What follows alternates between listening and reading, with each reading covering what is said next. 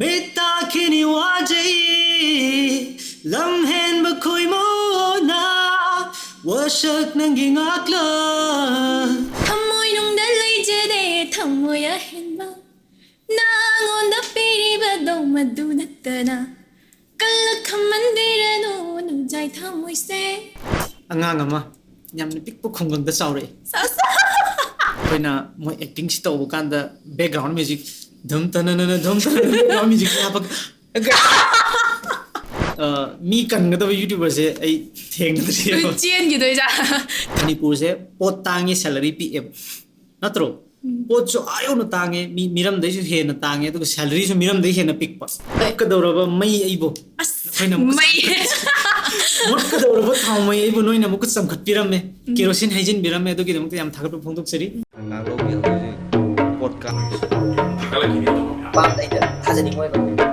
mut ka doraba thau mai aibo noina muk sam khat piram me mana tawri se ko ngam banate kana ko mai se ko se moi jungle da thang jungle boy kada ni kai di Unfiltered YouTuber episode 6 Ani suba part puduna lecture me am khul tam jage da sabi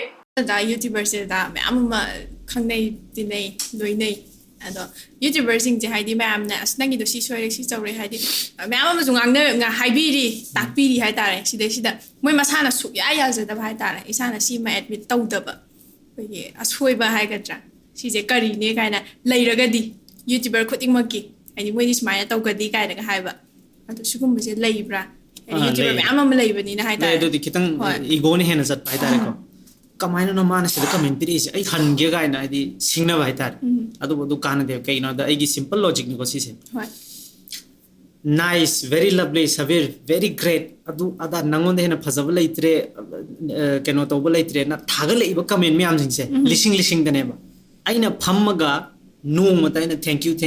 you ni piri iba lising comment lising ama da i han mangam de hoi adu ngamdraga kai deno mathong monom khangda ba ma pakte ga adu ni ga da constructive criticism di kesu kai de ba bajana to nang isi severe lighting ya de sound ya de mathang di improve to no bo no sidi kesu kai de accept to adu na tabida mi gi comment section je changchil laga pakta ba na sak to adu malega da malega si gi comment je da aina changchil laga nang di kai male do da na awai khum taw na ga da na te bi si artha thok te nang gi hana positive comment bi re ba mi sing du da hana loin reply pi over thank you adu loi ra matong nang negative comment reply to adu dina te nang positive sing du so amta 100 di negative amadu khakta focus to ni ai live to su si adum apply to ba hadi mi mana hadi rapist tu ki positive i mo hai bana taba ma rapist oi di rapist ni positive from thotre man lo ai na hadi mi si ki afattabado yengdringeda afabado hani yeng mutungda afattabado kona khanau sine ado da channel amagi any channel ma phange ado si grow taw no bo hona base si gi khwai de hardest part che kari ni hai bini growth of nabagi hardest part se ahan bagi nang gi video mari manga se si siam wa samna da noi channel da su yeng one ahan bagi video khara se si yam wa bane bako ado bo breakthrough point am lakan kanang khangni mi khara unarobdagi mamang video sing dum masana chatlakane mamang video sing view dum tam karakane ado challenge si ni han ba haurak pagi se once nang gear 3 da chat khraba na dum chale han bai gear 1 2 pan ba se si am pharak ta bane am wa bane samna da four wheeler thoba mi na khangam mane traffic ta gear 1 2 da dum nai lei ba se am wa bane thau su am chai ba gear 3 da 4 da pan ga di khumai okay ado da aji se da video ma semo hire ga ki video sem ku sem je da na ai pam ja bai da ma video sem ba na traga na ki hango ai di kudak ta views ka tap ta yam ga da hai tare sigumba video ma semo hai di content idea sibu ba sumaina hai tare ga di karamba video sembi ga ni ado haido ga di mi na idea lo ki bisu engon da idea ran ga ai gi phone sida na note sida pura like bapum phong ba ya be mong da script se ir already lai ra bane ba ko horen yeng tho ga horen yeng tho ga lai ra bane ba si se ko kya ta controversial oi ba same ba da ina kitang kirap to ba ado same madi amna chat ka do ba dum video khar le heta ado ko nai myam da reveal do ge idea ga do ro ge ai gi secret recipe ne da okay ado ai horen ꯂꯣꯟꯗ ꯌꯥꯅꯤ ꯌꯥꯅꯤ ꯑꯩ ꯌꯦꯡꯊꯣꯛꯑ ꯅꯉꯣꯟꯗ ꯆꯠꯈꯤꯕ ꯎꯠꯀꯦ. ꯌꯥꯕ꯭ꯔꯥ ꯍꯣꯏ ꯌꯦꯡꯒꯦ ꯑꯗꯨꯒ ꯑꯩꯅ ꯑꯃꯨꯛ ꯍꯥꯏꯗꯣꯔꯛꯄ ꯎꯝ. ꯑꯗꯣ ꯇꯥꯟꯕ ꯄꯩꯁꯥ ꯍꯧꯖꯤꯛꯇꯤ ꯄꯩꯁꯥ ꯇꯥꯟꯕ ꯌꯥꯝ ꯆꯠꯅꯔꯕꯅꯤꯅ ꯕ꯭ꯔꯣ ꯁꯔꯕꯤꯒꯤ ꯀꯟꯇꯦꯟ ꯁꯨꯃꯥꯏ ꯁꯦꯝꯍꯧꯗꯣꯔꯦ ꯍꯥꯏꯗꯤ ꯈꯪꯅꯤꯡꯕ ꯂꯩꯔꯒꯗꯤ ꯚꯥꯏꯁꯦ ꯐꯖꯗꯣꯔꯤ ꯍꯥꯏꯔꯒ ꯑꯗꯨꯗ ꯍꯧꯖꯤꯛꯁꯦ ꯗꯗꯥꯗ ꯍꯥꯏꯇꯥꯔꯦ ꯗꯗꯥꯒꯤ ꯋꯥꯔꯤ ꯂꯤꯕꯁꯨ ꯌꯥꯝ ꯍꯩꯌꯦꯕ ꯍꯥꯏꯗꯤ ꯗꯗꯥꯒꯤ ꯋꯥ ꯈꯨꯍꯥꯏ ꯃꯌꯥꯝꯗ ꯍꯥꯏꯗꯤ ꯀꯝꯃ꯭ꯌꯨꯅꯤꯀꯦꯁꯟ ꯇꯧꯕꯒꯤ ꯀꯩꯅꯣꯁꯤꯁꯨ ꯌꯥꯝꯅ ꯁ꯭ꯀꯤꯜꯁꯤꯃꯁꯨ ꯌꯥꯝꯅ ꯀꯩꯅꯣ ꯑꯣꯏꯌꯦ ꯑꯗꯨꯗꯨꯅ ꯑꯗꯨꯝ ꯁꯨꯄꯔ ꯍꯤꯔꯣ ꯑꯃꯒ ꯑꯣꯏꯇꯥꯔꯗꯤ ꯗꯗꯥꯁꯦ ꯗꯗꯥꯒꯤ ꯂꯥꯏꯐꯁꯦ ꯁꯤꯒꯤ ꯍꯤꯁꯇ꯭ꯔꯤꯁꯤꯃ ꯍꯥꯏꯗꯤ ꯑꯗꯨꯝ ꯂꯥꯏꯐ ꯁ꯭ꯇꯣꯔꯤ ꯁꯤꯃ ꯀꯃꯥꯏꯅ ꯋꯥꯔꯤꯁꯦ ꯂꯤꯕꯤꯒꯅꯤ ꯑꯗꯨꯒ ꯁꯨꯄꯔ ꯍꯤꯔꯣꯒꯤ ꯇꯥꯏꯞꯇ ꯑꯗꯨꯝ ꯗꯗꯥꯁꯦ ꯍꯥꯏꯗꯤ ꯍꯥꯏꯐꯦꯠ ꯗꯗꯥꯒꯤ ꯄꯨꯟꯁꯤ ꯋꯥꯔꯤꯁꯤꯃ ꯋꯥꯔꯤ ꯃꯇꯦꯛ ꯑꯃꯇꯪꯗꯤ ꯊꯣꯛꯄꯤꯔꯝꯃꯣ ꯁꯨꯄꯔ ꯍꯤꯔꯣꯒꯤ ꯇꯥꯏꯞꯇ ꯑꯩꯁꯦ ꯂꯥꯏꯛ ꯍꯣꯏ ꯑꯣꯏꯔꯦ ꯁꯨꯄꯔ ꯍꯤꯔꯣ ꯑꯃꯅꯦ ꯂꯥꯏꯛ ꯑꯥꯏꯔꯟ ꯃꯦꯟ ꯑꯗꯨ ꯑꯗꯥ ꯑꯗꯒꯤꯗꯤ ꯍꯣꯏ ꯑꯗꯨꯃꯥꯏꯅ ꯕꯦꯠꯃꯦꯟꯅ ꯃꯥꯒꯤ ꯀꯩ ꯄꯨꯟꯁꯤ ꯋꯥꯔꯤ ꯂꯤꯕꯒꯤ ꯇꯥꯏꯞꯇ ꯁꯨꯄꯔ ꯍꯤꯔꯣꯒꯤꯗꯤ ꯈꯪꯗ꯭ꯔꯦ ꯑꯗꯣ ꯑꯩ ꯄꯨꯟꯁꯤ ꯋꯥꯔꯤꯁꯦ ꯁꯣꯔꯠ ꯑꯣꯏꯅ ꯂꯤꯌꯣ ꯍꯥꯏꯔꯒꯗꯤꯀꯣ ꯑꯉꯥꯡ ꯑꯃ ꯌꯥꯝꯅ ꯄꯤꯛꯄ ꯈꯨꯡꯒꯪꯗ ꯆꯥꯎꯔꯛꯑꯦ. ꯄꯤꯛꯄ ꯈꯨꯡꯒꯪꯗ ꯆꯥꯎꯔꯛꯑꯦ. ꯃꯥꯅ ꯆꯥꯏꯅꯤꯁ ꯐꯣꯟ ꯑꯃ ꯅꯣꯡꯃ ꯂꯧꯈꯠꯂꯦ. ꯑꯗꯩ ꯃꯃꯥꯟꯅꯕꯁꯤꯡꯒ ꯐꯅꯤ ꯚꯤꯗꯤꯑꯣꯁ ꯈꯔ ꯁꯦꯝꯕꯩ ꯍꯣꯠꯅꯔꯝꯃꯤ. ꯑꯗꯩꯗꯤ ꯃꯥꯁꯦ ꯏꯝꯐꯥꯜꯗ ꯀꯥꯔꯛꯑꯦ ꯈꯥꯎ ꯑꯃ ꯌꯥꯜꯂꯒ. ꯆꯥꯅꯕ ꯊꯛꯅꯕ ꯂꯩꯇꯦ. ꯂꯨꯄꯥ 90ꯅ ꯅꯣꯡꯃꯒꯤ ꯍꯤꯡꯉꯤ. ꯑꯗꯨꯕꯨ ꯁꯤꯁꯦ ꯑꯁꯦꯡꯕꯩꯅꯤꯀꯣ. ꯑꯩ ꯃꯤꯉꯣꯟꯗ ꯍꯥꯏꯗꯣꯛꯇꯕꯅꯤꯀꯣ. ꯂꯨꯄꯥ 90ꯅ ꯅꯣꯡꯃ ꯍꯤꯡꯕ ꯌꯥꯎꯈ꯭ꯔꯦ. ꯑꯌꯨꯛꯇ ꯇꯟ 2, ꯅꯨꯃꯤꯗꯥꯡꯗ ꯇꯟ 2. ꯑꯗꯨꯅ ꯀꯔꯤꯒꯤ ꯑꯩꯅ ꯇꯧꯕ ꯂꯥꯛꯏꯕ ꯖꯣꯕꯁꯦ ꯁꯤꯁꯦ ꯄꯥꯝꯃꯛꯇꯗꯅ ꯑꯩꯅ ꯖꯣꯕꯁꯦ ꯊꯥꯗꯣꯛꯑꯝꯃꯕ. ꯑꯩ ꯖꯣꯕ ꯇꯧꯕꯁꯦ ꯍꯩꯅꯗꯦꯕ. ꯑꯩꯈꯣꯏ ꯏꯃꯥꯟꯅꯕ ꯄꯨꯜꯂꯤꯁꯤꯡꯁꯦ ꯖꯣꯕ ꯇꯧꯒꯗꯕ ꯃꯤ ꯑꯝꯇ ꯅꯠꯇꯦꯕ. ꯍꯥꯏꯗꯤ ꯃꯤ ꯃꯈꯥꯗ ꯂꯩꯕꯗꯣ ꯌꯥꯝ ꯅꯨꯡꯉꯥꯏꯇꯕ ꯍꯥꯏꯇꯥꯔꯦ. ꯋꯥꯍꯩ ꯑꯃ ꯀꯩ ꯑꯃ ꯈꯤꯇꯪ ꯍꯦꯟꯖꯤꯜꯂꯛꯄꯗ ꯑꯗꯨꯅ ꯑꯗꯨꯃꯥꯏꯅ ꯌꯥꯎꯈ꯭ꯔꯦ ꯏꯝꯐꯥꯜꯗ. ꯑꯗꯨꯃꯥꯏꯅ ꯆꯥꯎꯔꯛꯄ ꯑꯉꯥꯡꯅꯦ. ꯑꯗꯣ ꯌꯥꯝ ꯅꯨꯡꯁꯤ ꯑꯉꯥꯡꯗꯣ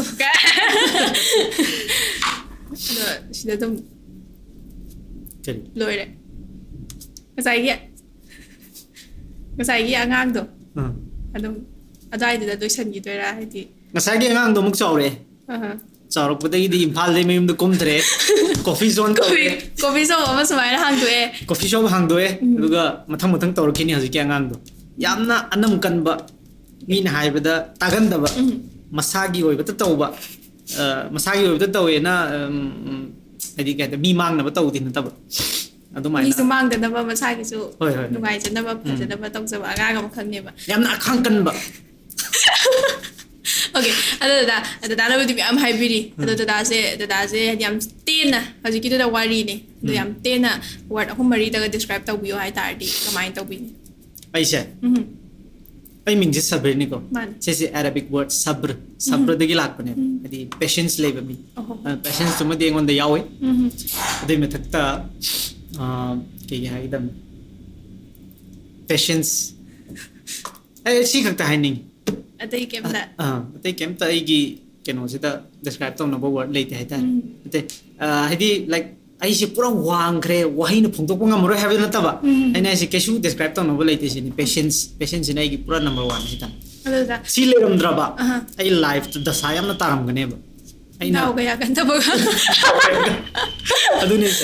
ꯑꯗꯨ ꯄꯦꯁꯦꯟꯁꯁꯦ ꯂꯩꯍꯧꯕꯒꯤꯅꯦ ꯑꯩꯁꯦ ꯗꯁꯥ ꯃꯌꯥꯝꯗꯒꯤ ꯍꯤꯡꯉꯤ ꯍꯥꯏꯇꯥꯔꯦ. ꯑꯣꯀꯦ ꯑꯗꯨ ꯇꯥꯔꯦꯗ ꯍꯧꯖꯤꯛꯁꯦ ꯂꯥꯏꯛ ꯑꯗꯨꯝ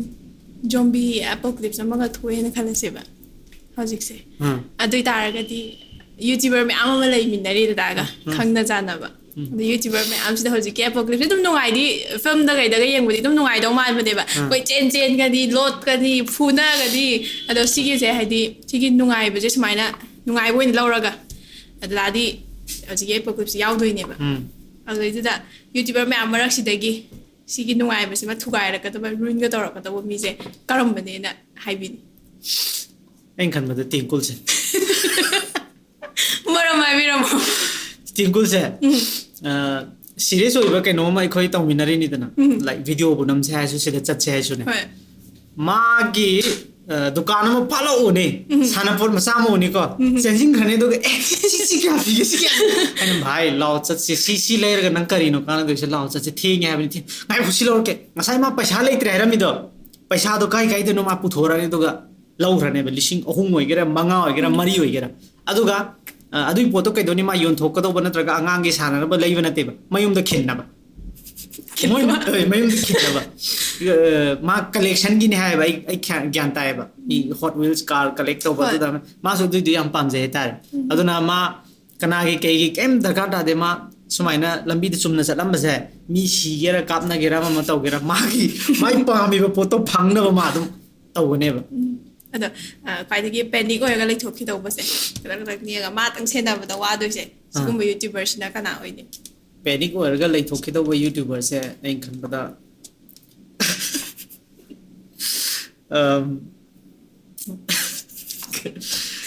कनो नोय खंग्र खंगदे लेटरबी पेरोडी ने कचिंग दगी ग्रुप अम लेबदा ददा रास किचन ने नाम यावबन Yes. मा से कितंग पैनिक ओइदो माले मा ओइगदौबा मानबगी मरमसिना कमाइ तौबजानो हजिगी दासे माय वीडियो येंगगने माय वीडियो सिदने खोइना मोय एक्टिंग सि तौब कांदा बैकग्राउंड म्यूजिक धम तनन धम बैकग्राउंड म्यूजिक यापक तौजे ओय तौगले उगले बदना कइनो मे नि द साउंड तारकदा मोयसे यामना पाखत कदौ माले मोय टीम से दगी मथंग दै खोइ धीरज लोवांग एकोइ धीरज है मास पाखत कदौ माले मसक से पोकर फेस ओइ जरग सुने मनोंग दे दुम खितंग पाखलांगदौ माले मास ओके द धीरज से मा नोखरे नोक्तबिदे सुमाय लेरगदि एक्सप्रेशन यावदबने धीरज दि माइ थोंसिको माने दुम निअगा लेगिदोइने होरे दम हाय रुगे की गदर की रो हंगुगे मैम लाना मग लौखदि धीरज से आइगी आइखोइगा पुंग कुन मरि दुम ऑफिस ते लहिमिनबा आइगी इमानबने धीरज से दोनो आइखोइ केसु खन्ना दुम सुमायना तौने हाइदारे अदो दा जे सौदिगे प्रॉब्लमसिदा सोइदना गामदना लेबा मतमदा हाइतारे कनानागदि कनबिरक्तौ मान कनबसे कनातन कनबिरगदौ मान यूट्यूबर सर्कल दा हाइरो होय कनातन कनबिरगदौ मरम ai kunmada hosik khoda mi kangada youtuber se ai thengdri चेन गिदोइ जा काय masai sai hingno le chen gi do wale kanmada लाजे दम याव होग ताबने चोंपी तुम ओन होग ताबने बा ai ga tanna thana dana lei gi do mi khradi lei हाइबियो tinkul se tinkul karan yan rembam moi se ai ga tanna thana dana lei hog do ma अदो दा ngasai दा टिंकुल होय दा करन होय अदगिदि अमा james yes दा James ma'am सिगा पुलक पसे हाइदि दम याम क्लोज होइना पुनबगी टाइप तसु होइना भिडियो दसु उजेबो अदो सिजे कमाइना तौरखिबनो सिगी मरुप की ओइबा journey Cina कमाइना तौइ हाबदो सेमबैदि matamdu da content sema mi se khoi mari nga tani dan Man. this content phasana sema mi se regular oina james na react tawba Man. khoi se dum nungai boina ai video se kamai tawri ge na reaction je sum yenge ba james se dum khangnari ni dana whatsapp ta kai da dum khangnare connect tawre dum amok phobu theng na dreba karan su tingkul su real life to unari se kuidri haba amok pho khoi se sak unadri ba 2025 ki february size दने कोई सिक्किम केनो तोरी the Darjeeling चलो rhythm अदाई दने भाई कोई से real face to face थेंगने से बट कोई की बॉन्डिंग से दी आना सोशल मीडिया दे ले राबनी ना चही तरा कुंदे पुलक प मी की टाइप कोई तोवे अदि अनोब थेंगने ने गाय ना ऑकवर्ड ओइना फमग कमाई तोरी के भाई चक्सार बदु दा नते एकते योरपग भाई कौनसिल लगे एकते तौने फागी जगह तो है दर अदना यामना स्पेशल ओइबो बॉन्डिंग ने फने यामना कोई थाम ओरी सानद्रगसु थानी ओरी सानद्रगसु सानरक पनुमिता केमता कोई तना थाना की दब मोंग द दुम ओरी साने है ता फचना स्पेशल ओइबो बॉन्डिंग अदो जावगी मरुप पांगी बसिगी बॉन्डिंग सिमा हाइदि दुम वर्ड ओइना डिस्क्राइब तौबिरमो हाइ तारगदि कई हाइबिरो एडवेंचरस एकोई एडवेंचर अदु केमतिक पांबा सर्कल ने है ता हाइदि लाइक सी में एक्सप्लोर तो से हबदना कनामतन नो हाइरो ओइबा ए सच्ची एन तौर याम माने है ता रे दुगी कोई हुम कोई मरी मक है ता रे होय अदो जेम्स ने कितंग केनो तोय जेम्स ने कितंग हजिकति अमु नुपि सुमु लेग्रे मान चची तोक्सी दे कितंग मान ब्रेक खाए जाई दा करन दा तिकु दादि दुम चटले हमने बस कोई हुम दि बोल लोय नौना चटकदौबा कैनोगा लेरिब्रा प्लान ग तौबा ले रे काय काय दगा चतुइ करण कोई तिंकुल बुदी फ्री होरगा मासो दुम याने मासो अवेलेबल होय थाईलैंड जटके न खले आई पासपोर्ट से ऑलरेडी सेम रे करण जो पासपोर्ट सेम नि आरे देगी दि थाईलैंड से प्लान ले सोइदना थाईलैंड नि ब्लॉग लानी होय कोई ट्रैवल एजेंसी के आई दुम चली दो मनाली चटबा सिक्किम चटबा दु दुम नॉर्मली चट कने सब कुछ अलग दी करण दे दुम थेंगने है तारे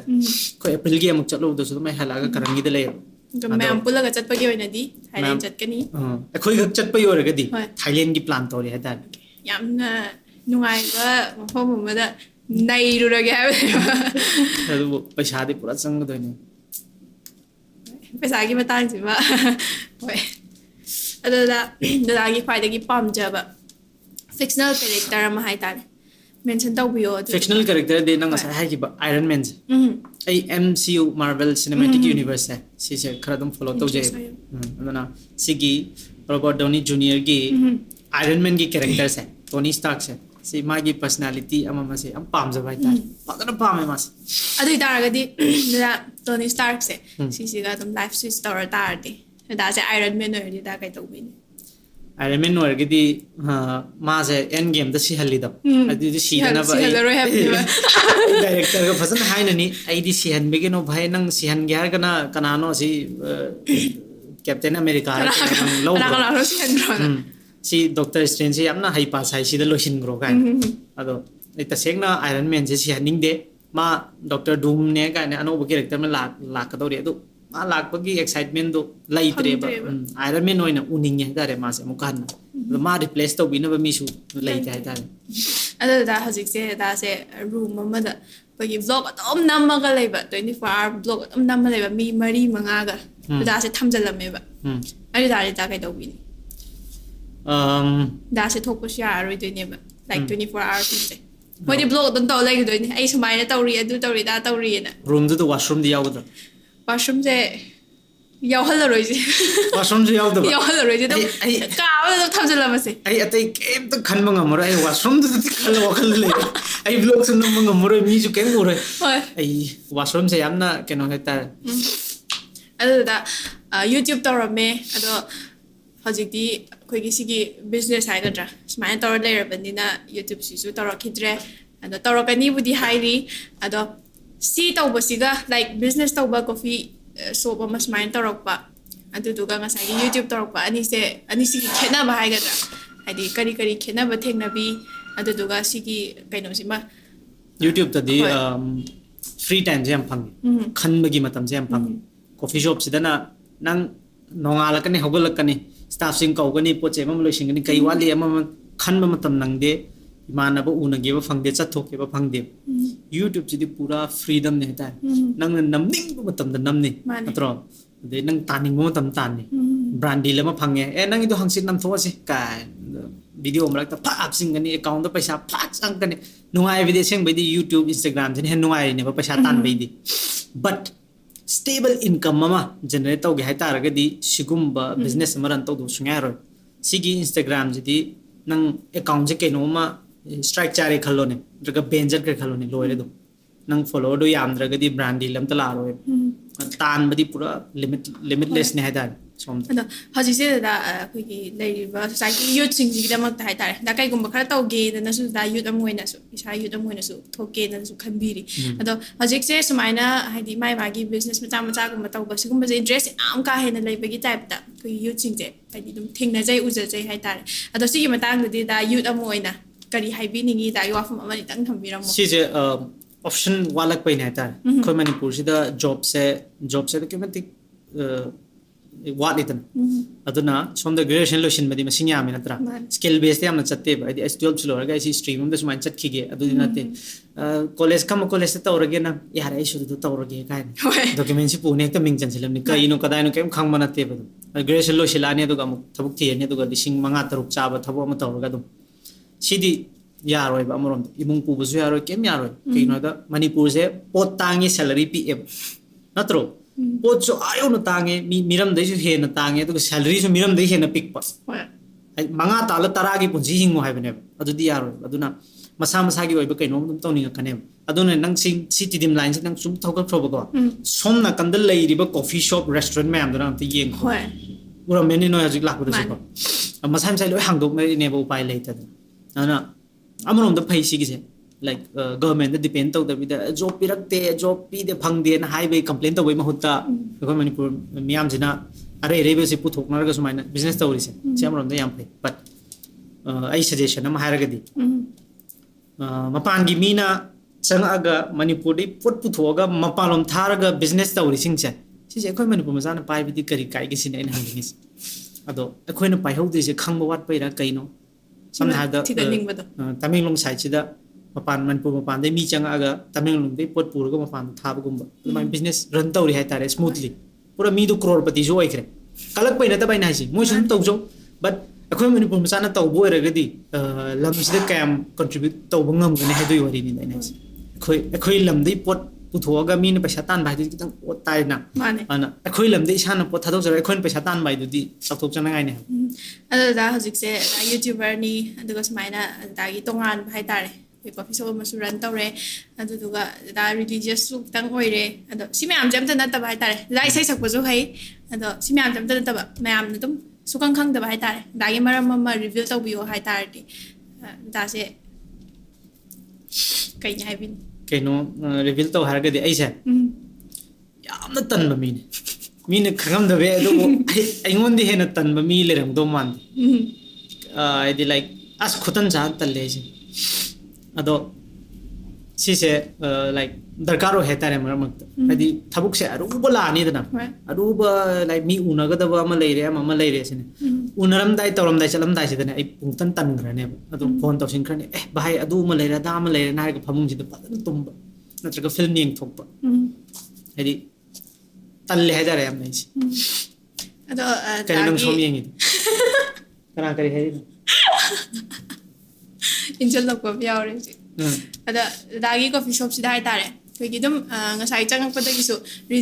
ꯗꯗꯥ ꯔꯤꯂꯤꯖꯤꯌꯁ ꯑꯣꯏꯕꯁꯤꯅꯁꯨ ꯍꯥꯏꯇꯥꯔꯦ ꯑꯗꯨꯝ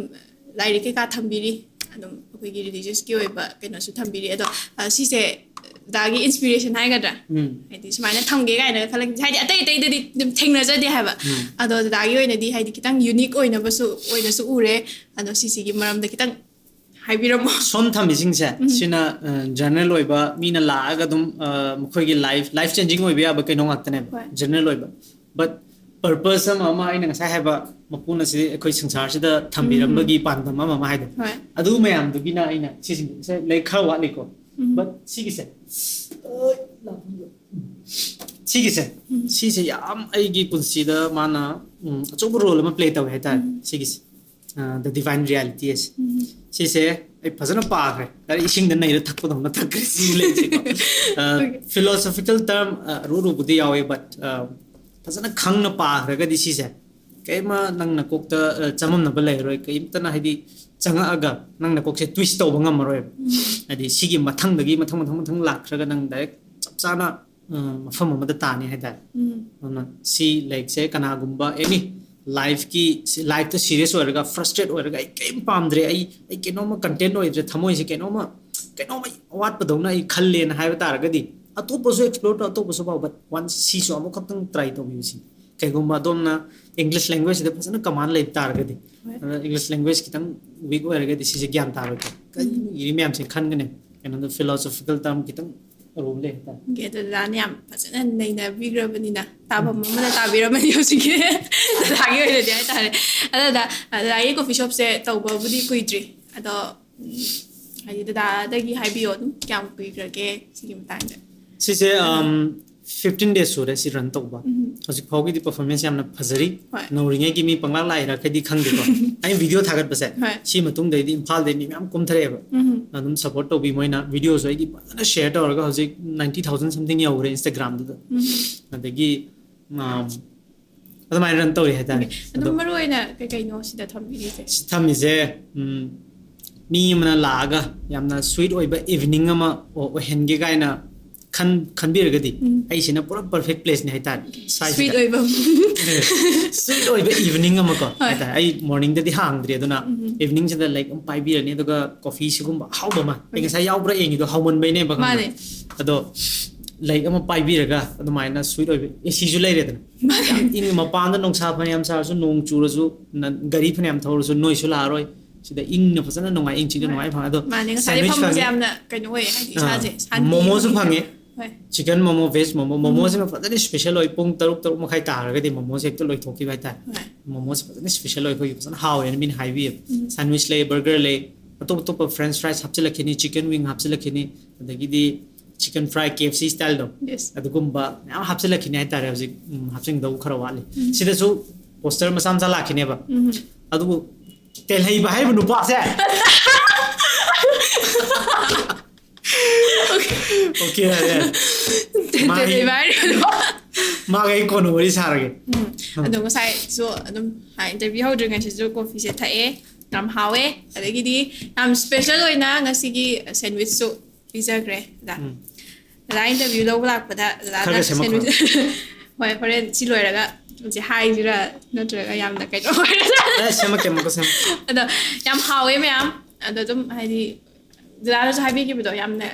mafam jam haidi bazar ne dunia hai bagi kep da keno leite ba haidi kem ta de yam inge yam nungai ado na me am su koi thok pi ro smai na hai jage ning bal coffee zone ta hoi oh coffee zone da sabi hemet ki coffee zone da me am leng thok pi ro nung tin ngak tang haidi pham da na wakhan ngak tang refresh tau na ba hai ta re dige cha bo su oi haw re hoi me am sing ma have latte se ke man thai se latte ne do hawe how bro hawe ba aseng wi hawe ano kitang mudi ingre hoje keno kui na keno tor pogi sa ga bro hawe we amna ano nga sai sen wi cha bu ku hawa mo to we coffee ju ku hawa mo to we tai dai ju ro ni ma kha taste to go ra ya ne ke le ri ge sing mi di hang ma tam moi dri na tra Mane. adu gi ni kitchen se setup tau dri ma ne nga sai ai ha bu to tum hogo paga la khap ne chala ge da sabi mna ta na ai se pura phamung de ching thok do na ching thora ga se Mane. tum ha gol ko pham hogo lo interview ho re hogo lo na adu ne adum wari sana bu siam dungai da ge ba experience ma am su share ta wi ra me adu ai na hang ba question khara su dum hang jare lo shalak pa sai ta re da adum adu da na ngasi gi host e oi biram ta ra ga di hai di ai sinam ka da se oi ram ta ri da na hang bi da bu question se amma ni tang hang bi ram yam lei da du gi di Hoi. du maroi ba ma khalak nang se ai se sumai na interview lo ga ni sumai na mi se unani interview lo ne na khalak khre se kai de no na ha na kai tawru ba lei ge le like kari experience lai ge du ga si feel se de changi se nang taseng na social media da zu ki khoi ai na hare ba ngai personal brand am seng pa do adu seng ba ki khalira anchor ma host am oi ki khalira antra just si podcast si ka ki dum hoi adum si se kai no ne hadi hoji kan di mi se dum me ama masai ja bu do youth se ama na ma taw ge khan ma thabak su me ama thok le ado si me am ja hadi loina ma khai tar me am si wa khalon khra se hadi me am ga punna dum share taw min na ba phangna ba gi tan ja am khak lok ja ba aduga adum me am na hena thu do hen dong na sak khangna bi ra ba sak nai ra ba sing hai tar re adum ekai khum na jari ba me am si ga su hadi moi gi hoji hoji lai ri ba situation si da adum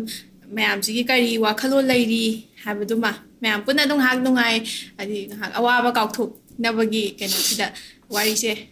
sa dog minaraga ado podcast mi te sumam tawri dana hoi ado na khoi gi podcast na miam de gi tonga li se kari ni audience ta ngai na have the value eto bai do audience ta kari value pi gi do ni si audience da value pi bagi hai taraga di kaino ni da haidi adum ngasai hai jabdo mayam gi wakhalon share tawbase sima haidi hojikti amajo wakhalo je mayam je iman manadre amana haiba mai tongan ba mamne apha ba harsu phata ba harsu wakhalon je tongan ba mam loi chenari ne ba ado si wakhalon ji ma haidi keno tawraga sina mana ngang sina kaino mana haining sina kaino si phabra phata bra se mu naina mina taraga di hena hingmina badasu nungai gadra na khan bagi hai tare ado si wakhalon ji da smaina tawjabne ado kaino di direct na si su sai ko ge ai ge soi jara ge ho soi biro hai ru da ke kai do to holak to le da si ka mai se no pi ngi de sakura na tamak pro kamai taw isai se kai do da ai di yam pam jai ba da isai yam pam jai ta ba su pa me de gi ngang ba sak pa loina ba pam jai adu na dum khara dum sak cha ba ai su ta ba budi hai ado sak pa ki tang ke no taw de hai te do se mi te ma ta se mai adu di da su sai sak pa di na hai tar adum mayam gi kai no da ya sa do again nang hana ke no taw nang hana ta ge isai je da thoina sa o haraga di na kai no taw de ba na thok de ba la jo khang bi ro ga ni nang plan taw lakte lakte isai je ai hoi khuda ki asum le ram ba da gi sadao nga sakhi ba da di isai phaja ga tholakhi ba mai taw e da thoina sa o haraga di kari isai sakani sai bani na sakpa ya da bam sakhi be do ꯁꯛꯄ ꯌꯥꯗꯕ ꯑꯃꯗꯤ ꯁꯛꯈ꯭ꯔꯦ ꯍꯣꯏ ꯑꯗꯨꯁꯨ ꯑꯗꯨꯝ ꯅꯨꯡꯉꯥꯏꯕꯗꯤ ꯌꯥꯎꯊꯣꯛꯈ꯭ꯔꯦ ꯁꯛꯄ ꯌꯥꯗꯕ ꯁꯛꯈ꯭ꯔꯦ ꯑꯗꯣ ꯇꯥꯍꯟꯕꯁꯦ ꯃꯌꯥꯝꯁꯦ ꯂꯥꯡꯇꯛꯅꯍꯜꯂꯒ ꯐꯗꯤ ꯐꯖꯈꯤꯕꯅꯤ ꯏꯁꯩꯗꯣ ꯑꯗꯣ ꯌꯦꯡꯉꯣꯅꯦ ꯑꯃ ꯈꯜꯂꯣꯅꯦ ꯈꯨꯗꯛꯇ 1 2 3 4 ꯇꯔꯥ ꯊꯤꯒꯦ ꯍꯣꯏ ꯑꯣꯀꯦ ꯑꯃ ꯂꯩꯕꯗꯣ ꯑꯩꯈꯣꯏꯒꯤ ꯀꯥ ꯁꯗꯥꯅꯟꯗꯒ ꯍꯧꯖꯤꯛ ꯄꯨꯁꯄꯥꯔꯥꯅꯤꯒ ꯁꯛꯄ ꯑꯃ ꯑꯁꯨꯛ ꯊꯨꯅ ꯇꯧꯕꯗꯣ Okay. ꯑꯗꯨ ꯃꯇꯦꯛ ꯑꯃ ꯁꯛꯁꯦ ꯑꯣꯀꯦ ꯑꯣꯀꯦ ꯑꯣꯀꯦ ꯑꯗꯨ ꯑꯣꯏꯇꯥꯔꯒꯗꯤ ꯎꯝ. ꯏꯁꯩ ꯍꯧꯕꯤꯔꯣ ꯎꯝ. ꯅꯨꯄꯥꯅ ꯍꯥꯟꯅ ꯍꯧꯕꯅꯤꯅ ladies first ꯑꯗꯨ ꯏꯁꯩꯁꯦ ꯃꯀꯣꯛꯇꯤ ꯑꯗꯨꯝ ꯁꯛꯑꯁꯦ ꯍꯥꯏꯕ ꯍꯣꯏ ꯑꯗꯨ ꯑꯣꯏꯇꯥꯔꯗꯤ ꯅꯨꯄꯥꯅ ꯑꯗꯨꯝ ꯍꯧꯕꯤꯔꯛꯑꯣ ꯑꯗꯨꯏꯁꯤꯗ ꯑꯩ ꯐꯥꯗꯦ ꯑꯁꯨꯛ ꯊꯨꯅ ꯍꯥꯏꯔꯨꯕ ꯅꯪ ꯑꯗꯨ ꯁꯥꯒ ꯑꯩꯗꯤ ꯈꯪꯉꯛꯑꯗ꯭ꯔꯣ ꯈꯪꯉꯣꯏꯗ꯭ꯔꯣ ꯏꯁꯩꯁꯦ ꯌꯥꯝꯅ ꯀꯩꯅꯣ ꯑꯣꯏꯕꯅꯦ ꯇꯥꯗꯤ ꯇꯥꯈ꯭ꯔꯦꯕ ꯕꯠ ꯍꯣꯏ. ꯊꯑꯣꯏꯅ ꯐꯥꯗꯦꯕ ꯑꯗꯨꯏꯁꯤꯗ ꯅꯪꯕꯨ ꯅꯨꯡꯁꯤꯔꯨꯕꯒꯤꯅꯤ ꯍꯥꯏ ꯍꯥꯏ ꯅꯪꯕꯨ ꯄꯥꯝꯖꯔꯨꯕꯒꯤꯅꯤ ꯊꯃꯣꯏꯅꯨꯡꯗ ꯂꯩꯖꯔꯦ ꯊꯃꯣꯏ ꯑꯍꯦꯟꯕ ꯅꯉꯣꯟꯗ ꯄꯤꯔꯤꯕꯗꯣ ꯃꯗꯨ ꯅꯠꯇꯅ ꯀꯜꯂꯛꯈꯃꯟꯕꯤꯔꯅꯨ ꯅꯨꯡꯖꯥꯏ ꯊꯃꯣꯏꯁꯦ ꯆꯤꯡꯅꯕ ꯊꯥꯗꯣꯛꯂꯣ ꯄꯨꯛꯅꯤꯡ ꯂꯩꯇꯥꯔꯣ ꯈꯝꯃꯟꯕ ꯐꯥꯎꯔꯤꯕ ꯅꯪꯒꯤ ꯊꯃꯣꯏꯗꯣ ꯄꯨꯗꯅ ꯍꯜꯂꯒꯦ ꯄꯥꯈꯪ ꯁꯪꯒꯥꯏꯗ ꯆꯤꯡꯅꯕ ꯊꯥꯗꯣꯛꯂꯒꯦ ꯇꯨꯡ 인비로 ꯄꯨꯗꯨꯅ ꯆꯠꯂꯒꯦ ꯉꯁꯤ ꯅꯨꯃꯤꯠꯁꯦ ꯌꯥꯕꯤꯔꯣꯅꯦ ꯅꯪꯕꯨ ꯉꯥꯏꯕ ꯋꯥꯔꯦꯅꯦ ꯑꯩꯗꯤ ꯌꯥꯖꯔꯦ ꯍꯣ ꯅꯨꯡꯁꯤꯕ ꯄꯨꯕꯤꯔꯣ ꯄꯥꯈꯪ ꯁꯪꯒꯥꯏꯗ ꯁꯨꯃꯥꯏꯅ ꯂꯣꯏꯁꯟꯖꯒꯦ ꯑꯗꯨꯗ ꯗꯥꯒꯤ ꯅꯪ ꯀꯥꯏꯗ ꯇꯝꯃꯛꯀꯦ ꯑꯗꯨꯝ ꯏꯁꯩ ꯌꯥꯝ ꯇꯥꯕ ꯄꯥꯝꯃꯦ ꯑꯗꯨꯝ ꯁꯛꯑꯦ ꯍꯥꯏꯕꯗꯨꯗ ꯑꯗꯨꯅꯦ ꯑꯗꯣ ꯏꯁꯩ ꯑꯩꯒꯤ ꯑꯣꯏꯅ ꯂꯣꯏꯖꯔꯦ ꯇ꯭ꯔꯦꯟ ꯑꯃꯨꯛ ꯏꯁꯩ ꯁꯤꯡꯒꯔꯗꯤ ꯇꯥꯁꯦ ꯅꯠꯇꯦꯕ ꯍꯥ ꯇ꯭ꯔꯦꯟꯗꯤ ꯇꯧꯔꯛꯇꯦꯕ ꯍꯣꯏ ꯑꯗꯨꯝ ꯇ꯭ꯔꯦꯟ ꯇꯧꯕ ꯍꯥꯏꯁꯦ ꯏꯁꯥꯅ ꯑꯗꯨꯝ ꯃꯌꯥꯝ ꯇꯧꯅꯕ ꯁ꯭ꯇꯥꯏꯜꯗꯣ ꯑꯗꯨꯃꯥꯏꯅ ꯇꯧꯔꯒ ꯑꯗꯨꯝ ꯌꯥꯝ ꯈꯟꯅꯕ ꯐꯖꯩ ꯅꯪ ꯌꯥꯝ ꯍꯩ ꯑꯁꯦꯡꯕꯩꯅꯤ Thank you. seriously Thank you very much. ꯑꯗ ꯖꯥꯒꯤꯁꯦ ꯏꯁꯩ ꯃꯇꯦꯛ ꯑꯃ ꯇꯥꯁꯦ ꯄ꯭ꯂꯦꯕꯦꯛ ꯁꯤꯡꯒꯔ ꯑꯣꯏꯕ ꯌꯥꯗꯧ ꯅꯪ ꯑꯗꯨꯃꯥꯏꯅ ꯐꯖꯅ ꯁꯛꯇꯣꯛꯈ꯭ꯔꯕꯅꯤ ꯑꯩ ꯍꯧꯖꯤꯛ ꯅꯔꯚꯁ ꯑꯣꯏꯔꯦ ꯗꯥꯒꯤ ꯏꯁꯩ ꯃꯌꯥꯝ ꯑꯃ ꯁꯛꯏ ꯇꯜꯂꯦ ꯍꯣꯏ. ꯃꯌꯥꯝ ꯑꯃ ꯇꯥꯖꯩ ꯑꯗꯨꯅ ꯗꯥ ꯏꯁꯩ ꯑꯃ ꯅꯔꯚꯁ ꯁꯛꯄꯤꯔꯣ ꯑꯣꯏ ꯑꯗꯨꯏꯗꯣ ꯁꯨꯃꯥꯏꯅ ꯃꯤ ꯂꯩꯇꯕ ꯑꯃ ꯐꯥꯎꯗ ꯔꯦꯀꯣꯔꯠ ꯇꯧꯔꯒ ꯑꯦꯗꯤꯠ ꯇꯧꯔ ꯊꯥꯗꯣꯔꯛꯏꯅꯦ ꯍꯥꯏꯕ ꯌꯥꯝ ꯋꯥꯅ ꯑꯦꯗꯤꯠ ꯇꯧꯈ꯭ꯔꯖꯥꯠꯅꯦ ꯑꯩꯈꯣꯏ ꯑꯗꯨꯏꯗꯣ ꯃꯌꯥꯝꯁꯦ ꯁ꯭ꯋꯥꯏꯗ ꯉꯥꯛꯇꯪ ꯊꯣꯛꯎꯔꯒ ꯅꯣꯏ ꯃꯌꯥꯝ ꯌꯦꯡꯁꯤꯜꯂꯛꯀꯅꯣ ꯃꯌꯥꯝ ꯑꯩꯈꯣꯏ ꯊꯣꯛꯅꯕ ꯇꯧꯁꯦ ꯀꯅꯥ ꯀꯩꯅꯣꯅ ꯑꯁ ꯏꯄꯥꯗ ꯄꯥꯈꯠꯂꯦ ꯇꯧꯔꯤꯁꯦ ꯀꯣꯐꯤꯁꯨ ꯌꯥꯎꯗ꯭ꯔꯦ ꯅꯪ ꯃꯦꯃꯣꯔꯤ ꯀꯥꯔꯗ ꯐꯨꯜ ꯑꯣꯏꯗ꯭ꯔꯤꯀꯣ ꯑꯣꯏꯗ꯭ꯔꯤ ꯑꯣꯀꯦ ꯑꯣꯀꯦ ꯅꯣꯏ ꯂꯣꯏ ꯇꯧꯋꯦꯗꯤ ꯑꯩ ꯇꯧꯅꯤ ꯕꯠ ꯏꯁꯩꯁꯦ ꯑꯩ ꯈꯤꯇꯪ ꯅꯨꯡꯉꯥꯏꯇꯦ ꯍꯥꯏꯕ ꯑꯗꯨ ꯁꯨꯃꯥꯏꯅ ꯂꯥꯏꯚ ꯑꯣꯏꯅ ꯁꯛꯄꯁꯦ ꯑꯗꯣ ꯑꯩꯈꯣꯏ ꯑꯣꯟꯊꯣꯛꯀꯦ ꯁꯤꯒꯤ ꯑꯦꯗꯤꯇꯔꯁꯤꯅ ꯑꯃꯨꯛ ꯑꯩ ꯏꯁꯩ ꯁꯣꯏꯈ꯭ꯔꯦ ꯑꯃꯨꯛꯇꯪꯒ ꯍꯜꯂꯛꯀꯦ ꯍꯥꯏꯕꯁꯨ ꯌꯥꯗꯧ ꯅꯠꯇꯦ ꯃꯌꯥꯝ ꯃꯤꯠ ꯆꯠꯂꯣ ꯑꯩꯁꯨ ꯑꯣꯟꯊꯣꯛꯀꯦꯗ ꯌꯥꯅꯤ 이야이드 삿빛으로 탐발건다 도첩이는 기능시나 또와두다 메타키니 와제이 람헨 바코이 모나 워셔크 난기악라 셔마일리기 카노 난가팅나람 못함 잠베 고로타전이 수풀함레 나학 여드러버 이기 뿐시다 또를 돌바니 소폴라로 말림 공적 봄나막나 비리샤키 바니기 numshib기 와리나 까이노 야르기 도농이 바니 ꯅꯪꯒꯤ ꯋꯥꯈꯜ ꯊꯃꯣꯏꯁꯤꯅ ꯑꯩꯒꯤ ꯉꯥꯎꯗꯨꯅ ꯂꯩꯔꯕꯅꯤ ꯉꯁꯤ ꯅꯪꯒꯤꯗꯃꯛꯇ ꯑꯣꯏꯖꯔꯒꯦ ꯄꯥꯝꯃꯦ ꯂꯦꯞꯄꯤꯌꯣꯔꯤ ꯃꯤꯊꯛꯁꯤꯗ ꯅꯪꯅ ꯑꯁ ꯍꯥꯏꯗꯤ ꯍꯣꯔꯦꯟ ꯁꯤꯗꯩꯁꯤꯗ ꯀꯟꯁꯔꯠ ꯑꯣꯏꯅ ꯇꯧꯁꯟꯕꯗꯤ ꯅꯨꯡꯉꯥꯏꯇ꯭ꯔꯦ ꯁ꯭ꯄꯦꯁꯁꯤ ꯈꯔ ꯄꯤꯛꯏ ꯅꯠꯇ꯭ꯔꯥ ꯃꯌꯥꯝꯁꯦ ꯈꯤꯇꯪ ꯏꯟꯊꯣꯛꯑꯒ ꯏꯁꯩ ꯑꯣꯏꯅ ꯇꯧꯔꯁꯤ ꯑꯗꯣ ꯁꯤ ꯏꯁꯩꯁꯦ ꯑꯩ ꯀ꯭ꯔꯦꯗꯤꯠ ꯄꯤꯖꯔꯝꯒꯦꯀꯣ ꯍꯥꯏꯕꯤꯌꯨ. ꯁꯤ ꯏꯁꯩꯁꯦ ꯀꯅꯥꯅ ꯁꯦꯝꯕꯅꯣ ꯀꯅꯥꯅ ꯏꯕꯅꯣ ꯍꯥꯏꯕ ꯃꯇꯝꯗ ꯑꯩꯒꯤ ꯏꯅꯥꯎ ꯑꯃ ꯂꯩ ꯑꯦꯜꯚꯤꯁ ꯍꯥꯏꯅ ꯍꯧꯖꯤꯛ ꯌꯥꯝꯅ ꯍꯧꯖꯤꯛ ꯚꯥꯏꯔꯦꯜ ꯆꯠꯂꯤꯕꯅꯤ ꯃꯥꯅꯦ. ꯀꯟꯅ 이 엘비스 하이드다. ꯃꯥ ꯏꯕ ꯃꯥꯁꯦ ꯑꯁꯦꯡꯕꯗꯤ ꯇꯦꯂꯦꯟꯠ ꯌꯥꯝꯅ ꯂꯩꯕ ꯃꯥꯅꯦ. ꯑꯉꯥꯡ ꯍꯥꯏꯇꯥꯔꯦ ꯑꯗꯣ ꯃꯤꯅ ꯇ꯭ꯔꯣꯜ ꯇꯧꯔꯤꯁꯤꯗꯤ ꯃꯥꯒꯤ ꯐꯦꯁꯟꯗ ꯑꯣꯏꯔꯝꯕ ꯌꯥꯝ ꯑꯃꯗ ꯑꯣꯏꯔꯝꯕ ꯈꯪꯗ꯭ꯔꯦꯀꯣ ꯕꯠ 이사이기 ꯇꯦꯂꯦꯟꯠ 어린이인데. ꯃꯌꯦꯛꯀꯤꯅꯤ ꯍꯥꯏꯔꯣ ꯁꯨꯔꯒꯤꯅꯤ ꯍꯥꯏꯔꯣ ꯃꯥꯏ ꯀꯝꯄꯣꯖꯤꯁꯟ ꯌꯥꯝ ꯐꯖꯕꯅꯤ ꯍꯥꯏꯇꯥꯔꯦ ꯑꯗꯨꯅ ꯁꯤꯒꯤ ꯄꯥꯔꯠꯁꯦ ꯃꯥꯒꯤ ꯏꯁꯩ ꯑꯃꯒꯤ ꯃꯃꯩꯗꯒꯤ ꯑꯩꯅ ꯂꯧꯊꯣꯛꯑꯒ ꯁꯛꯄꯅꯦꯕ ꯁꯤꯒꯤꯁꯦ ꯌꯥꯝ ꯐꯖꯕꯅꯤ ꯁꯤꯁꯦ ꯃꯥꯅꯦ. ꯁꯤ ꯚꯤꯗꯤꯑꯣꯁꯦ ꯑꯩꯅꯁꯨ ꯅꯝꯈꯤꯕꯅꯦꯕ ꯃꯥꯒꯤꯀꯣ ꯍꯧꯖꯤꯛ ꯃꯥꯏ ꯆꯦꯅꯦꯜꯗꯁꯨ ꯂꯩꯕ ꯌꯥꯝ ꯐꯖꯕ ꯑꯗꯨꯗꯤ ꯑꯗꯨꯗꯤ ꯂꯣꯏꯁꯤꯟꯕꯩ ꯇꯥꯡꯀꯛ ꯌꯧꯔꯛꯑꯦ ꯍꯧꯖꯤꯛ ꯅꯣꯏ ꯔꯦꯄꯤꯠ ꯐꯥꯌꯔꯒ ꯑꯗꯨ ꯇꯧꯗ꯭ꯔꯣ ꯇꯧꯔꯨꯕꯗ Rapid fire ꯃꯤꯒ ꯇꯧꯁꯦ ꯍꯥꯏꯔꯣ? ꯃꯥꯟꯅꯍꯜꯂꯨꯅ ꯃꯤꯒ ꯃꯥꯟꯅꯍꯜꯂꯨꯅ ꯔꯦꯄꯤꯠ ꯐꯥꯌꯔ ꯍꯪꯖꯜꯂꯛꯑꯣ ꯍꯥꯏꯔꯣ ꯀꯥꯏꯒꯗ ꯀꯩ ꯋꯥꯠꯂꯤꯒꯦ ꯅꯪ ꯗꯥꯏꯔꯤꯗꯤ ꯌꯦꯡꯉꯣꯅꯦ ꯑꯩ ꯗꯥꯏꯔꯤꯁꯦ ꯀꯩꯀꯩꯅꯣ ꯗꯥꯏꯔꯤꯁꯤꯗ ꯏꯔꯤ? ꯌꯥꯝ ꯍꯪꯅꯤꯡꯗꯕ ꯀꯥꯏꯒꯗꯕꯅꯦ ꯑꯗꯣ ꯀꯩꯗꯧꯅꯤꯗ ꯑꯗꯨꯝ ꯂꯣꯏꯁꯤꯜꯂꯁꯨ ꯌꯥꯔꯦ ꯍꯣꯏ ꯑꯗꯨꯗꯤ ꯌꯥꯝ ꯅꯨꯡꯉꯥꯏꯔꯦ ꯅꯣꯏ ꯂꯥꯛꯄꯤꯕꯒꯤꯗꯃꯛꯇ ꯌꯥꯝꯅ ꯊꯥꯒꯠꯄ ꯐꯣꯡꯗꯣꯛꯆꯔꯤ ꯀꯣꯐꯤ ꯌꯥꯝ ꯍꯥꯎꯕꯁꯨ ꯀꯩꯁꯨ, ꯊꯛꯆꯔꯦ ꯁꯦꯟꯗꯋꯤꯆ ꯌꯥꯝ ꯍꯥꯎꯕꯁꯨ ꯆꯥꯔꯦ ꯍꯧꯖꯤꯛ ꯗꯗꯥꯁꯨ ꯋꯥꯔꯤ ꯁꯥꯟꯅꯕ ꯐꯪꯉꯦ ꯍꯣꯏ ꯃꯨꯠꯀꯗꯧꯔꯕ ꯃꯩ ꯑꯩꯕꯨ ꯑꯁ ꯅꯈꯣꯏꯅ ꯑꯃꯨꯛ ꯃꯩ ꯃꯨꯠꯀꯗꯧꯔꯕ ꯊꯥꯎ ꯃꯩ ꯑꯩꯕꯨ ꯅꯣꯏꯅ ꯑꯃꯨꯛꯀ ꯆꯝꯈꯠꯄꯤꯔꯝꯃꯦ ꯀꯦꯔꯣꯁꯤꯟ ꯍꯩꯖꯤꯟꯕꯤꯔꯝꯃꯦ ꯑꯗꯨꯒꯤꯗꯃꯛꯇ ꯌꯥꯝ ꯊꯥꯒꯠꯄ ꯐꯣꯡꯗꯣꯛꯆꯔꯤ ꯑꯩꯈꯣꯏꯁꯨ ꯕꯦꯛꯒ꯭ꯔꯥꯎꯟꯗ ꯂꯩꯕꯤꯔꯤꯕ ꯏꯅꯥꯎꯁꯤꯡ ꯅꯣꯏ ꯃꯌꯥꯝꯕꯨꯁꯨ ꯑꯩꯅ ꯌꯥꯝꯅ ꯊꯥꯒꯠꯄ ꯐꯣꯡꯗꯣꯛꯆꯔꯤ ꯌꯥꯝ ꯅꯨꯡꯉꯥꯏꯔꯦ ꯅꯣꯏ ꯃꯌꯥꯝ ꯂꯥꯛꯄꯤꯕꯁꯦ ꯑꯩꯒꯤ ꯀꯣꯐꯤ ꯖꯣꯟꯁꯤꯁꯨ ꯅꯣꯏꯅ ꯄ꯭ꯔꯣꯃꯣꯠ ꯇꯧꯕꯤꯔꯦ ꯃꯇꯨꯡ ꯇꯥꯔꯛꯄꯗꯁꯨ ꯅꯣꯏꯒꯤ ꯑꯦꯅꯤ ꯗꯔꯀꯥꯔ ꯂꯩꯕꯗ ꯑꯩ ꯊꯕꯛ ꯆꯤꯜꯂꯒꯕꯨꯗꯤ ꯂꯥꯛꯑꯣꯏ ꯑꯗꯨ ꯆꯤꯟꯗ꯭ꯔꯒꯗꯤ ꯅꯣꯏ ꯑꯦꯅꯤ ꯗꯔꯀꯥꯔ ꯂꯩꯕꯗ ꯍꯣꯏ ꯑꯩꯉꯣꯟꯗ ꯍꯥꯏꯔꯛꯇ꯭ꯔꯁꯨ ꯁꯨꯝ ꯑꯣꯐꯤꯁꯀꯤ ꯃꯤꯗ ꯍꯥꯏꯌꯣ ꯑꯉꯥꯡꯅꯦ ꯑꯗꯨꯗ ꯗꯗꯥꯁꯨ ꯌꯥꯝ ꯊꯥꯒꯠꯆꯔꯤ ꯑꯩꯈꯣꯏ ꯁꯨꯃꯥꯏꯅ ꯗꯗꯥꯒ ꯑꯝꯇꯪ ꯐꯝꯃꯤꯟꯅꯁꯦꯗꯗꯥꯅ ꯍꯥꯏꯕ ꯃꯇꯝꯗ ꯗꯗꯥꯅ ꯍꯣꯏꯑꯅ ꯍꯥꯏꯕꯤꯔꯛꯄꯁꯦ ꯁꯤꯕꯨ ꯉꯔꯥꯡꯒꯤꯗꯨꯗꯤ ꯗꯥꯎ ꯌꯥꯈꯤꯗ꯭ꯔꯦꯗꯅ ꯍꯣꯏ ꯃꯤ ꯑꯃꯨꯛ ꯂꯥꯛꯁꯤꯜꯂꯦ ꯃꯤ ꯃꯥꯅꯦ. ꯑꯃꯨꯛ ꯄꯨꯜꯂꯦ ꯑꯁꯦꯡꯕꯩꯗꯤ ꯃꯣꯏꯁꯦ ꯉꯔꯥꯡꯁꯨ ꯂꯥꯛꯑꯝꯃꯕꯅꯦ ꯃꯥꯅꯦ. ꯑꯗꯨꯗ ꯌꯥꯗꯗꯅ ꯑꯃꯨꯛ ꯍꯟꯈ꯭ꯔꯤꯅꯦ ꯑꯗꯨꯕꯨ ꯉꯁꯤ ꯑꯃꯨꯛ ꯂꯥꯛꯀꯅꯤ ꯋꯥꯔꯤ ꯁꯥꯟꯅꯕ ꯐꯪꯖꯔꯗꯤ ꯁꯤꯅꯦꯕ ꯑꯩꯈꯣꯏꯅ ꯈꯟꯖꯔꯤꯁꯦ ꯌꯥꯝ ꯅꯨꯡꯉꯥꯏ ꯌꯥꯝ ꯊꯥꯒꯠꯆꯩ ꯑꯗꯣ ꯑꯇꯣꯞꯄ ꯃꯤꯑꯣꯏꯗꯤ ꯀꯩꯁꯨ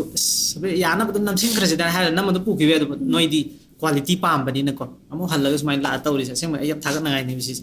ꯑꯗꯨ ꯗꯗꯥꯁꯨ ꯌꯥꯝ ꯊꯥꯒꯠꯆꯔꯤ ꯁꯨꯃꯥꯏꯅ ꯌꯥꯕꯤꯔꯛꯄꯒꯤꯗꯃꯛꯇ ꯃꯇꯨꯡꯗꯁꯨ ꯗꯗꯥꯒꯤ ꯀꯝꯕꯦꯛꯁꯤꯁꯨ ꯍꯥꯏꯇꯥꯔꯦ ꯌꯥꯝꯅ ꯃꯌꯥꯝꯗ ꯀꯩꯅꯣꯝꯃ ꯑꯣꯏꯅ ꯎꯠꯀꯗꯧꯔꯤ ꯍꯥꯏꯕꯅꯤꯅ ꯀꯝꯕꯦꯛꯁꯦ ꯎꯠꯄꯤꯔꯛꯑꯣ ꯑꯃꯨꯛꯁꯨ ꯇꯧꯈ꯭ꯔꯦ ꯍꯟꯗꯛꯅ ꯑꯅꯤꯁꯨꯕ ꯑꯣꯏꯗꯣꯏꯅꯤ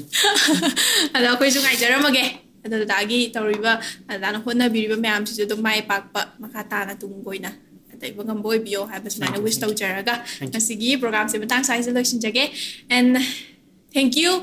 ꯑꯩꯈꯣꯏꯒꯤ ꯄ꯭ꯔꯣꯒ꯭ꯔꯥꯝꯁꯤꯕꯨ ꯍꯧꯕꯗꯒꯤꯅ ꯂꯣꯏꯕ ꯐꯥꯎꯕ ꯃꯤꯠꯌꯦꯡ ꯇꯥꯕꯤꯕꯒꯤꯗꯃꯛꯇ ꯃꯌꯥꯝꯕꯨꯁꯨ ꯍꯥꯏꯅꯤꯡꯉꯥꯏ ꯂꯩꯇꯅ ꯊꯥꯒꯠꯄ ꯐꯣꯡꯗꯣꯛꯆꯔꯤ ꯂꯦꯞꯇꯅ ꯑꯗꯨꯝ ꯁꯞꯄꯣꯔꯠ ꯇꯧꯕꯤꯌꯨ ꯑꯩꯈꯣꯏꯁꯨ ꯃꯌꯥꯝꯒꯤꯗꯃꯛꯇ ꯍꯥꯏꯕ ꯇꯥꯔꯦ ꯁꯤꯗꯒꯤ ꯍꯦꯟꯅ ꯅꯨꯡꯉꯥꯏꯕ ꯑꯦꯄꯤꯁꯣꯠ ꯃꯌꯥꯝ ꯑꯃ ꯄꯨꯔꯒ ꯂꯥꯛꯄ ꯉꯝꯕ ꯑꯣꯏꯖꯒꯦ ꯍꯥꯏꯕ ꯋꯥꯐꯝꯁꯤ ꯊꯝꯖꯔꯒ ꯉꯁꯤꯒꯤꯗꯤ ꯃꯇꯥꯡ ꯁ꯭ꯋꯥꯏꯁꯤ ꯂꯣꯏꯁꯤꯟꯖꯒꯦ ꯁꯣ ꯁꯤ ꯌꯨ ꯏꯟ ꯗ ꯅꯦꯛꯁ ꯚꯤꯗꯤꯑꯣ ꯉꯁꯤꯒꯤ ꯑꯣꯏꯅꯗꯤ ꯕꯥꯏ